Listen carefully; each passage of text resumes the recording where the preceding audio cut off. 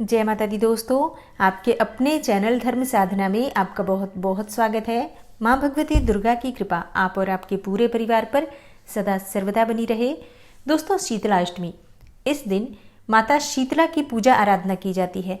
शीतला अष्टमी का पर्व होली के एक हफ्ते बाद यानी कि 8वें दिन मनाया जाता है। और हाँ, चैत्र मास की कृष्ण पक्ष की अष्टमी तिथि के दिन शीतला अष्टमी मनाई जाती है।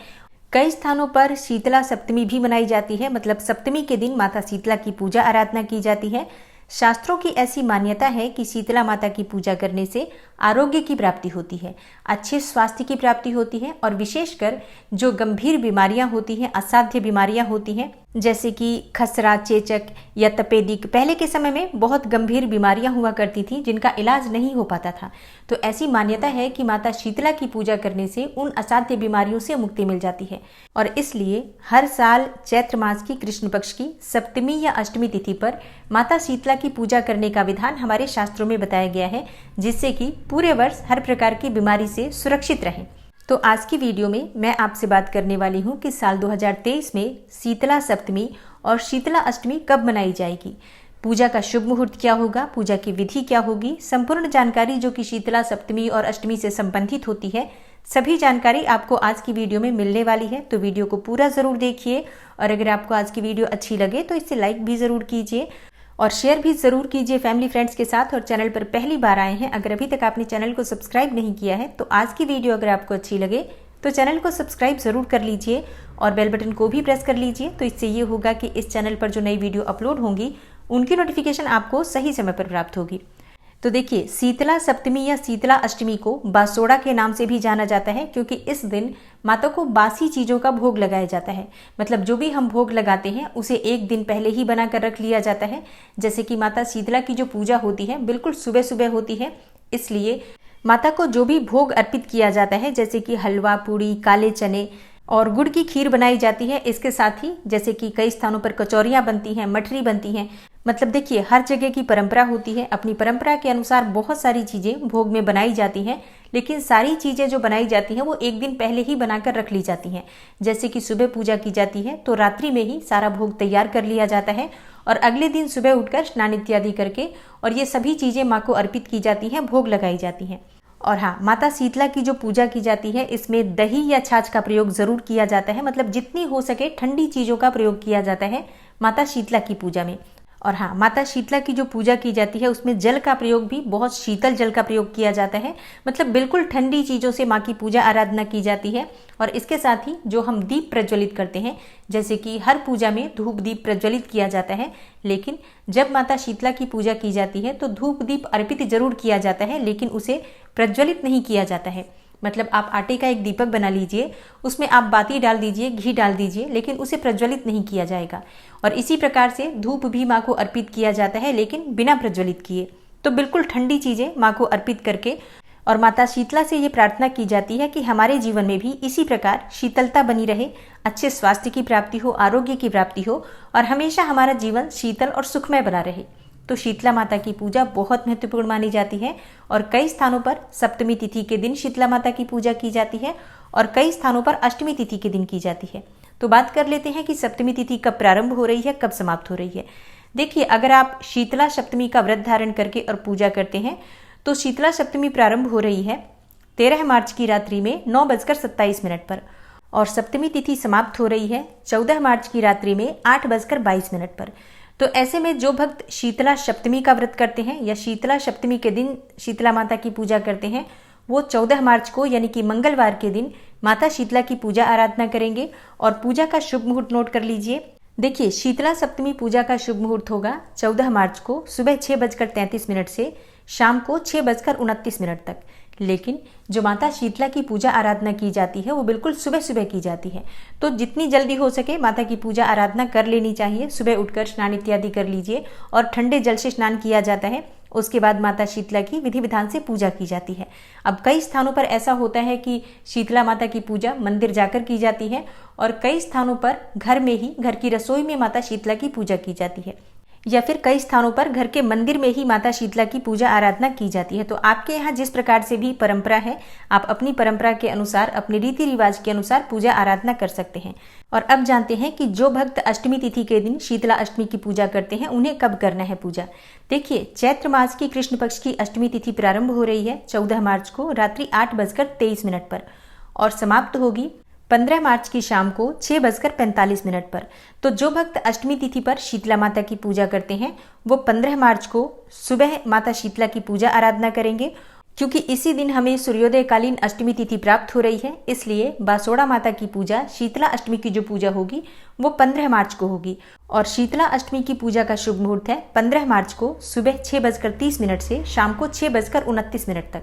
तो देखिए, शीतला माता की जो पूजा आराधना की जाती है वैसे तो पूरे दिन ही की जा सकती है, क्योंकि पूरे दिन शुभ मुहूर्त आपको प्राप्त हो रहा है, लेकिन प्रयास करना चाहिए कि जितनी शीतलता में माता शीतला की पूजा हम संपूर्ण कर पाएं उतना ही श्रेष्ठ माना जाता है। क्योंकि देखिए, जैसा कि हम नाम से ही समझ सकते हैं, शीतला माता मतलब अत्यंत ही शीतल है वो। तो ऐसे में जितनी सुबह मतलब सूर्योदय के आसपास हम अगर पूजा कर लेते हैं तो उतना ही श्रेष्ठ होता है। धूप बहुत अधिक चढ़ जाती है, उस समय पूजा आराधना शीतला माता की नहीं करनी चाहिए। तो या तो आप सुबह कर लीजिए या फिर आप शाम के समय भी कर सकते हैं। शीतला माता की पूजा दोपहर में नहीं करनी चाहिए। दोस्तों, शीतला माता की पूजा में कुछ बहुत ज़रूरी बातें हैं जिनका ध्यान जरूर रखना चाहिए। देखिए, जब आप शीतला माता की पूजा कर रहे हैं तो दीपक ठंडा होना चाहिए। बिल्कुल भी दीपक आप प्रज्वलित नहीं करते हैं, ऐसे ही ठंडा दीपक रख दिया जाता है। और हाँ, हल्दी माता को जरूर चढ़ाई जाती है। जैसे कि जब आप तिलक करेंगे तो माता का तिलक आप हल्दी से करेंगे। और हाँ, माता के तिलक के लिए आप हल्दी और कुमकुम दोनों ही चीज़ों का प्रयोग करते हैं, लेकिन हल्दी विशेष होती है। उसी हल्दी से हम बाद में परिवार के सभी सदस्यों को तिलक करते हैं। ऐसी मान्यता है कि आज के दिन जो माता को हल्दी चढ़ाई जाती है, उस हल्दी से तिलक करने से सभी प्रकार की बीमारियों से, संकटों से रक्षा होती है। और विशेषकर अगर आपके छोटे बच्चे हैं तो ज़रूर आपको माता शीतला की पूजा आराधना करके वो हल्दी अपने बच्चे के मस्तक पर लगानी चाहिए।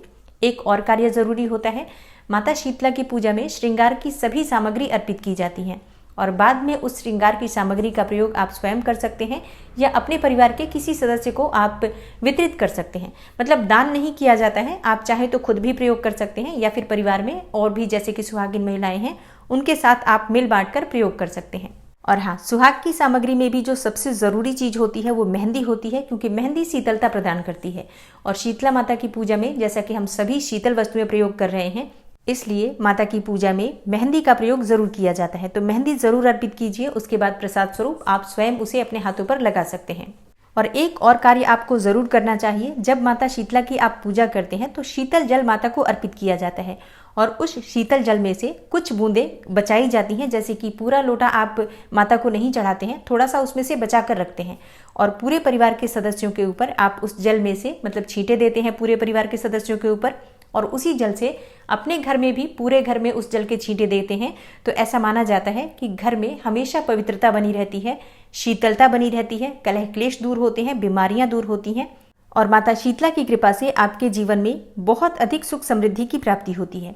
एक और कार्य जो आपको करना होता है, जो जल आप बचाते हैं उस जल में से अपनी आंखों पर, अपने परिवार के सभी सदस्यों की आंखों पर भी जरूर लगाना चाहिए। ऐसा माना जाता है कि इससे नेत्र की ज्योति बढ़ती है।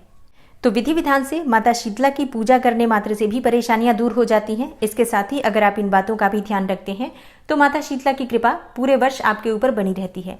और जो भक्त शीतला माता का व्रत धारण करना चाहते हैं, पहली बार शुरू करना चाहते हैं, वो चाहे तो इसी शीतला सप्तमी से या शीतला अष्टमी से आप व्रत शुरू कर सकते हैं। लेकिन देखिए, जब भी आप कोई व्रत शुरू करें तो पहले अपने परिवार में बड़े बुजुर्गों से बात कर लीजिए। घर में जो भी परंपरा है उसी परंपरा के अनुसार व्रत किया जाता है, इसका ध्यान जरूर रखना चाहिए। क्योंकि शीतला सप्तमी या शीतला अष्टमी की पूजा आपके परिवार में जिस प्रकार से की जाती है उसी प्रकार से आपको करनी है, इसलिए परिवार के सदस्यों से पूछकर ही आपको ये व्रत शुरू करना चाहिए।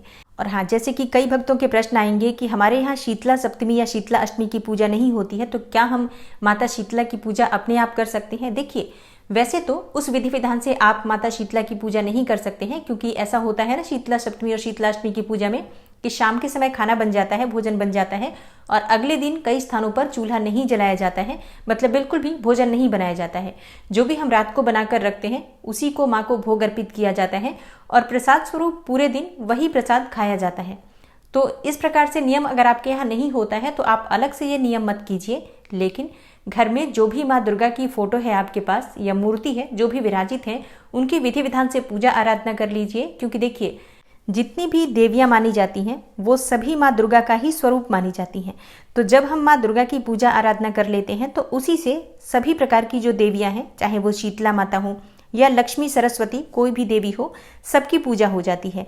तो आपके घर में जो माँ दुर्गा की मूर्ति या प्रतिमा है उनकी विधि विधान से पूजा कर लीजिए, माता शीतला का ध्यान कर लीजिए, उन्हें ही आप हल्दी अर्पित कर दीजिए, जल अर्पित कर दीजिए और उनसे प्रार्थना कीजिए अपने परिवार की सुरक्षा के लिए और अपने परिवार की आरोग्यता के लिए, सुख समृद्धि के लिए। मतलब पूजा जरूर कीजिए, जरूरी नहीं है आप सभी नियम का पालन करें, लेकिन आप पूजा कर सकते हैं। और माता को हल्दी लगाकर आप अपने मस्तक पर, अपने बच्चों के मस्तक पर लगा सकते हैं।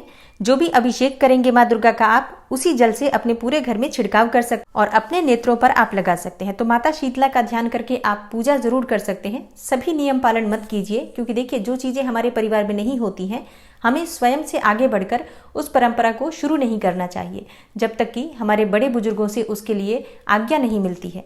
तो इस बात का ध्यान जरूर रखिए। पूजा हम कर सकते हैं, लेकिन नियम जो पालन होते हैं वो वही करें जिनके परिवार में ये सब चीजें होती हैं। तो उम्मीद करती हूँ आज की वीडियो से आपको लाभ अवश्य होगा। अच्छी लगी हो वीडियो लाइक कर दीजिए, शेयर भी जरूर कर दीजिए फैमिली फ्रेंड्स के साथ। और चैनल पर पहली बार आए हैं, अभी तक आपने चैनल को सब्सक्राइब नहीं किया है, तो आज की वीडियो अगर आपको अच्छी लगे तो चैनल को सब्सक्राइब करके बेल आइकन को जरूर प्रेस कर लीजिए। मिलती हूँ मैं आपसे अगली वीडियो में, तब तक के लिए नमस्कार।